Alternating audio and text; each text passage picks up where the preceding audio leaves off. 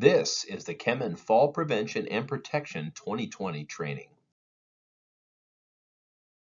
This training will cover the Kemin policy, understanding the importance of fall protection, recognizing potential fall hazards, and measures taken to work safely.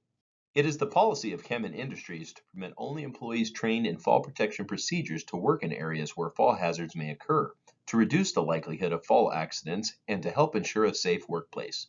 If you would like to see more information on this, it can be found in the SOP 1930 Fall Protection. Now for some definitions.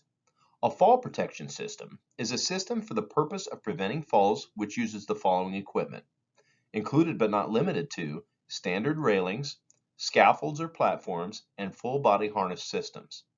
A full body harness is straps which may be secured about the employee in a manner that will distribute the fall arrest forces over at least the thighs, pelvis, waist, chest, and shoulders with a means for attaching it to other components of a fall arrest system. The use of a body belt is prohibited.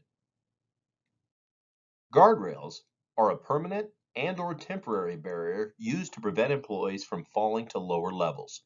The barrier must be capable of withstanding an outward force of 220 pounds and be constructed of proper materials such as wood, pipe, cable, etc. Non-metallic rope is prohibited.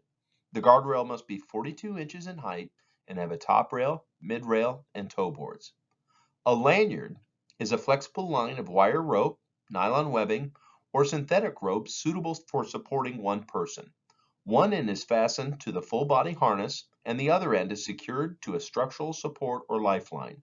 The lanyard shall be capable of withstanding a minimum breaking strength of 5,400 pounds. A lifeline can either be a wire cable or synthetic rope to which a lanyard or harness is attached in a fall protection system. The lifeline must be connected to anchorage connectors. A vertical lifeline should be provided with a weight or lifeline tensioner. The anchorage for a top connection of a vertical lifeline must have a minimum breaking strength of 5,000 pounds. Vertical lifelines are not permitted to be shared by more than one person or a person in conjunction with equipment. More than one person, as designed by a professional engineer, may share a horizontal lifeline and their anchorage connectors. A potential fall exposure situation is a situation where there is a potential fall from a height of 4 feet or more, including, but not limited to, unprotected floor openings, unprotected skylights, wall openings, and roof edges. Working closer than 15 feet to any of these listed above are considered potential fall exposure situations. A warning line is a barrier or marking on a roof to warn employees that they are approaching an unprotected roof side or edge, and which designates an area in which roofing work may take place without the use of a guardrail or safety net systems to protect employees in the area. A structural support is a building member, steel beam, or etc. that has a minimum breaking strength of 5,400 pounds. Fire sprinkler lines should never be used as structural support.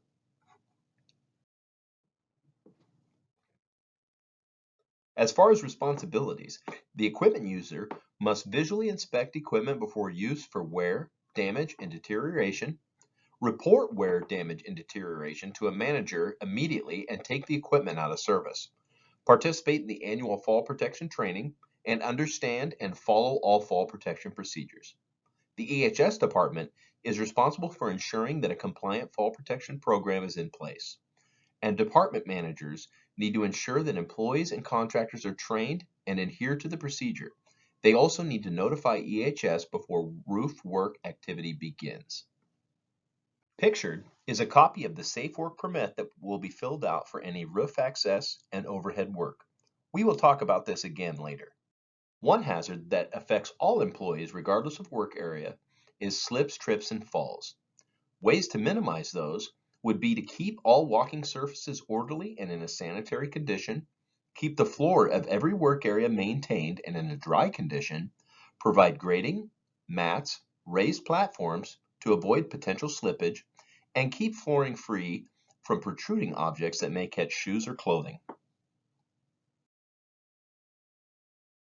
Next, we will go over some key concepts of elevated work and fall protection. Some things to think about. If you're rushed, you could fall. The way to prevent that would be to budget your time appropriately. If you're not properly equipped or your equipment could fail, you need to be using the right equipment.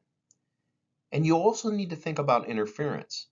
If you're unaware of the interference, you need to be trained on the interference in the area in which you will be working.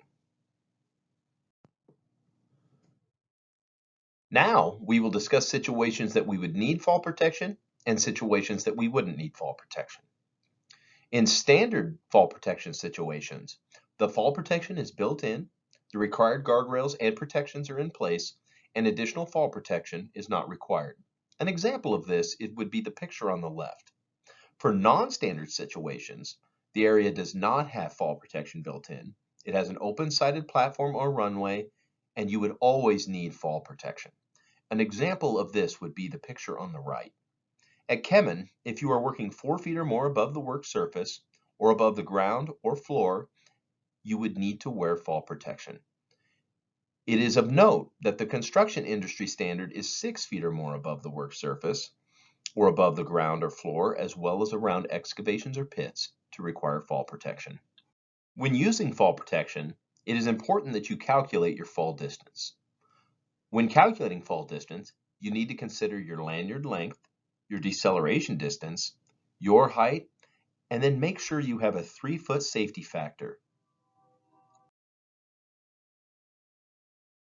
We will now discuss elevated work and portable ladder usage. Some examples of elevated work in our work area would be anything on roofs, catwalks, aerial lifts, storage tanks or process tanks, or any surface that is over 4 feet off the ground. The exemption under OSHA would be tanker trucks and rolling stock.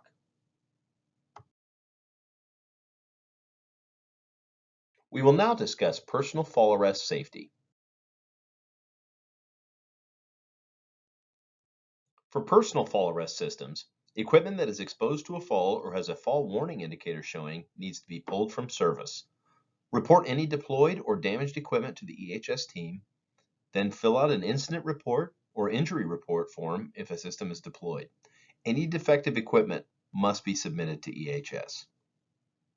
Remember, an anchorage point is a secure point of attachment for lifelines, lanyards, or fall arrest systems that are designed and certified with a minimum breaking point of 5,000 pounds. Anchor points cannot be placed below the waist of the user. And also, it's good to think about pendulum swing. Pendulum swing can happen when the reel is positioned too far from the person in the harness. You will always swing back to that center of gravity, so make sure that the reel is right above you. As we discussed earlier, roof access permits located in our safe work permit are required when working within 6 feet from the unprotected edge of any roof. When doing that, a roof access permit must be obtained and fall protection must be worn. If a roof access permit is required, personnel will be required to use the buddy system. Personnel working on a roof in an area where a potential ammonia vent could occur would be required to be notified ahead of time of the hazard by the supervisor of the work. They shall ensure that personnel are equipped with emergency escape devices. Roof access permits are not required when appropriate barriers are in place and visible. These would be considered protected openings and may include parapets, guardrails, scaffolding when fully assembled, warning lines at least 6 feet from the edge of a roof, or other barriers according to the OSHA standard. Scissor lifts versus articulating lifts. A scissor lift is considered a mobile scaffold, and if used appropriately and all guardrails are in place, fall protection is not required. An articulating lift, on the other hand, could eject the employee from the platform when the machine is traveling. Therefore, appropriate fall arrest equipment is required when in the machine at any height. A prompt rescue, according to OSHA, is 4 minutes or less if there's a risk of injury or electric shock. It's 14 minutes or less to avoid suspension trauma. To achieve this, you need to have a method in place before using fall protection. Use the buddy system and have a ladder or powered industrial truck nearby. Employees will need to go through recertification during an annual training, or when compliance or understanding becomes a concern, or when changes are made to the program. These will be facilitated by the EHS department. Lastly, we will discuss portable ladders.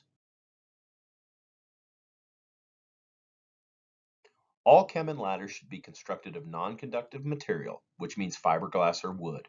No metal ladders are allowed. When you're picking out a ladder, make sure you pick the right type for the job you're doing. A Type 1A ladder is an extra heavy-duty industrial ladder that has a duty rating of 300 pounds. A Type 1 ladder is a heavy-duty industrial ladder and has a duty rating of 250 pounds. A Type 2 ladder is a medium-duty commercial ladder which has a duty rating of 225 pounds. And a Type 3 ladder is a light-duty household ladder that has a duty rating of 200 pounds. Keep in mind the duty rating needs to be greater than the weight of the user and any additional load or tools. When using A-frame ladders, make sure you always have 3 points of contact, the ladders being used at a level surface, and your hip is always below the top step. Visually inspect prior to use the ladder for any damaged feet, broken steps, or cracked frame. Always observe your surroundings and make sure you're wearing the right PPE. For fixed ladders, at 20 feet or more, fall protection needs to be used. There should be a platform every 30 feet of vertical travel. For extension ladders, tie them off at the top. A second person can also hold the ladder at the bottom and extend 3 feet above the next level. Remember, for every 4 foot up the ladder goes, it should come out from the wall 1 foot. Be sure to discard ladders if they are missing rungs, they are bent, or they are otherwise defective. Immediately notify your supervisor if a ladder needs to be discarded. For ladder storage, store in designated locations out of direct sunlight and not exposed to harmful interior or exterior elements that may cause decay or damage. Never store materials on a ladder.